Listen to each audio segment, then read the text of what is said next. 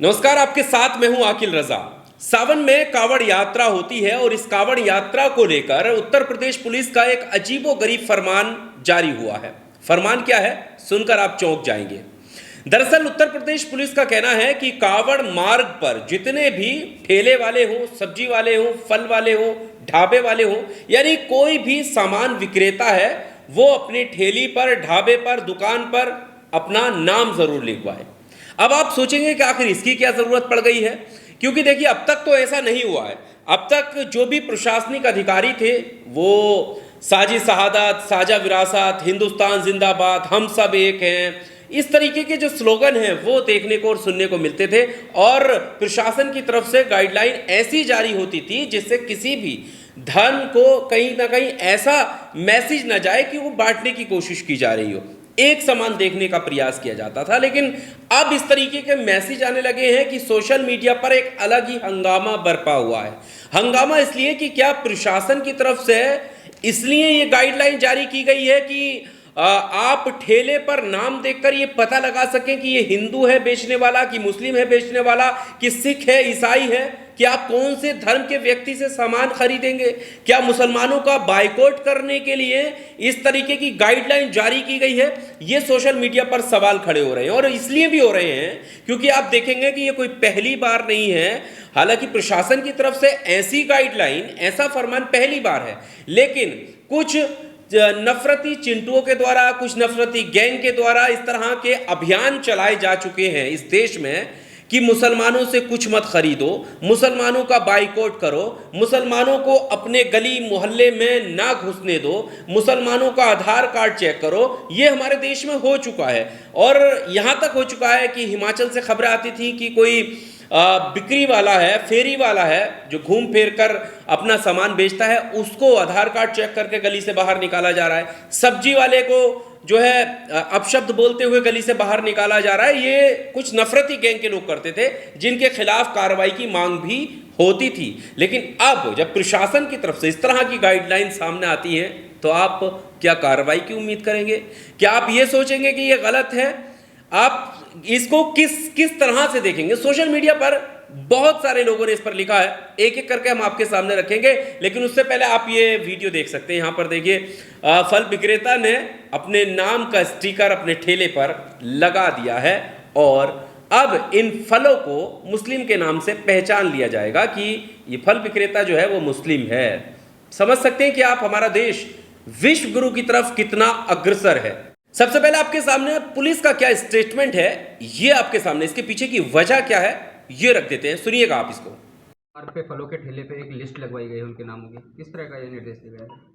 देखिए, काँवड़ की तैयारियाँ शुरू हो गई हैं और हमारे जनपद में लगभग 240 किलोमीटर का काँवड़ मार्ग है। इसमें जितने भी खान-पान के दुकानें हैं, चाहे वो होटल, ढाबे, ठेले, जहाँ से भी काँवड़िए अपनी खाद्य सामग्री खरीद सकते हैं, उन सबको ये निर्देशित किया गया है कि अपने प्रोप्राइटर के या काम करने वालों के नाम ज़रूर डिस्प्ले करें। ये इसलिए ज़रूरी है ताकि किसी प्रकार का कोई कन्फ्यूजन किसी भी काँवड़िए के अंदर ना रहे और ऐसी स्थिति ना उत्पन्न हो कि कहीं कोई आरोप-प्रत्यारोप हो और बाद में कानून व्यवस्था की स्थिति उत्पन्न हो। इसलिए ऐसा निर्देश दिया गया है और सब इसको अपने स्वेच्छा से इसका पालन कर रहे हैं। मतलब किसी भी कावड़ियों को कोई किसी तरीके का कंफ्यूजन ना हो।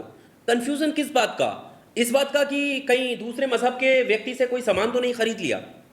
किस बात का कंफ्यूजन? बहुत बड़ा सवाल है। इसको लेकर देखिए, सबसे पहले आपके सामने ये अखिलेश यादव का ट्वीट रखते हैं। अखिलेश यादव ने कहा है कि और जिसका नाम गुड्डू, मुन्ना, छोटू या फत्ते है, उसके नाम से क्या पता चलेगा? देखिए, कंफ्यूजन की जब बात हो रही है तो बहुत से नाम ऐसे हैं जो कॉमन हैं, जिसको आप पहचान ही नहीं सकते। मुसलमान का भी हो सकता है वो, आप जैसे इन्होंने उदाहरण दिया गुड्डू, गुड्डू आप सिखों में भी गुड्डू रख देते हैं, मुसलमानों में भी रख देते हैं, हिंदुओं में भी रखा जाता है। मतलब एक कॉमन, ऐसे बहुत सारे अनेक नाम हैं जो कॉमन होते हैं, तो आप कैसे पहचानेंगे? मतलब आप कहना क्या कंफ्यूजन, किस तरीके के कंफ्यूजन की बात करें? क्या आप उस बॉयकॉट गैंग का हिस्सा तो नहीं बन रहे? आगे लिख रहे हैं कि माननीय न्यायालय स्वयं संज्ञान ले और ऐसे प्रशासन के पीछे के शासक तक की मंशा की जांच करवाकर उचित दंडात्मक कार्रवाई करे। ऐसे आदेश सामाजिक अपराध हैं जो सौहार्द के शांतिपूर्ण वातावरण को बिगाड़ना चाहते हैं। अखिलेश यादव एकदम क्लियर कट ये बात बोल रहे हैं कि देखिए, इनके पीछे की जो मंशा है वो, उसकी जांच होनी चाहिए और उचित दंडात्मक कार्रवाई भी होनी चाहिए। ऐसे आदेश जो है वो सामाजिक अपराध है। इसको सामाजिक अपराध बता रहे हैं क्योंकि समाज में द्वेष पैदा कर सकते हैं। आप पहले से ही ये डाल रहे हैं कि ये बेचने वाला जो है वो कौन है, वो हिंदू है, मुसलमान है, क्योंकि हमारे देश में मिलजुल कर एक साथ रहते हैं। और आज से नहीं, कब से अंग्रेजों को खदेड़ने के लिए एक साथ आए थे। एक थाली में खाना खाया था तो अंग्रेजों को लगने लगा था कि अब हम इस देश पर राज नहीं कर सकते। और अब क्या हो रहा है, वही चीजें हो रही है कि चेक किया जा रहा है कि कौन सा ठेला, कौन सा फल विक्रेता कौन से धर्म का है। डॉक्टर मेराज हुसैन कांग्रेस के नेता हैं, लिख रहे हैं कि इस खबर को पढ़कर लगता है कि हिटलर राज में जूडन बाइकॉट बाद ऐसा कुछ पड़ा होगा। मैंने बहुत ही निंदनीय और समाजों में दरार पैदा करने वाला कृत्य। पुलिस को तत्काल ये आदेश वापस लेना चाहिए। ये आदेश वापस लेने की मांग कर रहे हैं डॉक्टर मेराज हुसैन। और समाजवादी पार्टी के लोकसभा सांसद संभल से जियाउर रहमान बर्क लिख रहे हैं कि उत्तर प्रदेश में नफरत बढ़ाने और दो समाज के बीच फूट डालने का सरकारी फरमान जारी हुआ है। फूट डालने का सरकारी फरमान बताया है इसको। आगे कह रहे हैं कि सरकारी हुक्म है कि कावड़ यात्रा मार्ग पर होटल, ढाबा, रेहड़ी और दुकान संचालक अपने ओरिजिनल नाम बोर्ड पर लिखें ताकि कावड़ियों के सामान खरीदने में कंफ्यूजन ना हो, किसी मुस्लिम से सामान ना खरीदें। अंसार इमरान का ट्वीट आपके सामने रखते हैं, लिख रहे हैं कि यूपी पुलिस का एक नया फरमान आया है। कावड़ यात्रा के रास्ते में पड़ने वाले सभी ढाबे, सब्जी और फल बेचने वालों को अपनी दुकान, ठेली के सामने अपना नाम लिखवा कर टांग लेना चाहिए, लिखकर लगाना होगा। अब शायद सामने वाला व्यक्ति बेचने वाले का धर्म देखकर सामान खरीदे।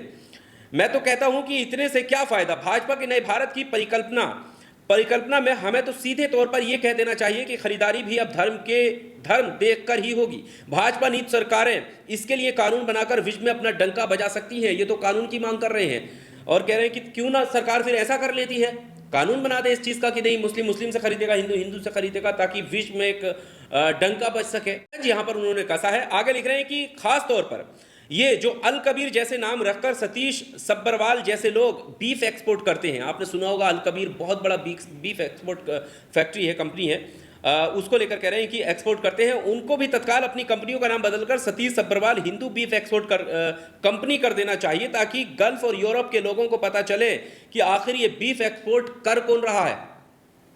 इसका सबसे बड़ा फायदा तो ये होगा कि दक्षिणपंथी समाज विरोधी गुंडों को भी पता चलेगा कि आखिर उनके ही भाई बंधु किस धड़ल्ले से पूरी दुनिया में बीफ एक्सपोर्ट कर रहे हैं।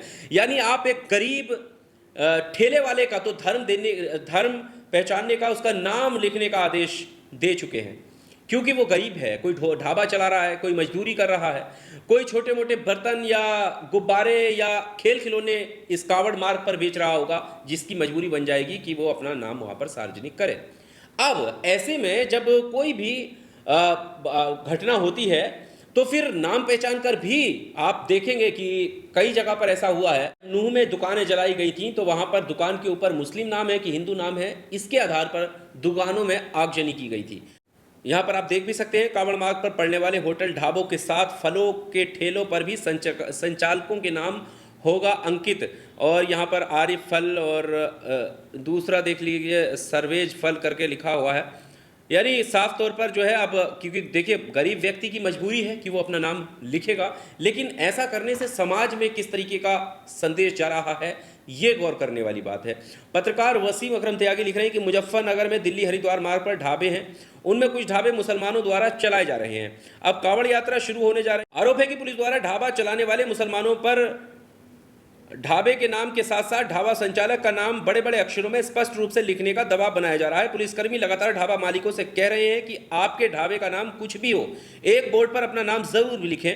ऐसा क्यों किया जा रहा है? क्या नए भारत की भारतीय न्याय संहिता में ऐसा भी कोई नियम बनाया गया है? कल यदि कुंठित दंगाई गैंग इन ढाबों को नुकसान पहुंचा दे तो इसका जिम्मेदार कौन होगा? धर्म के आधार पर नाम से स्पष्ट पहचान करके अगर इनको नुकसान पहुंचाया जाए तो इसका जिम्मेदार कौन होगा? वसीम त्यागी ये बात कह रहे हैं। आगे लिख रहे हैं कि नए भारत की उत्तर प्रदेश पुलिस ने कावड़ यात्रा के मद्देनजर कावड़ियों के इस भ्रम से बचाने में जुटी है कि कहीं वो भ्रमित होकर दूसरे लोगों की दुकान से खरीदारी ना कर लें। विश्व गुरु बनने के लिए यह कदम बेहद ज़रूरी है। अश्विनी सोनी लिख रहे हैं कि फलों के भी मजहब होते हैं।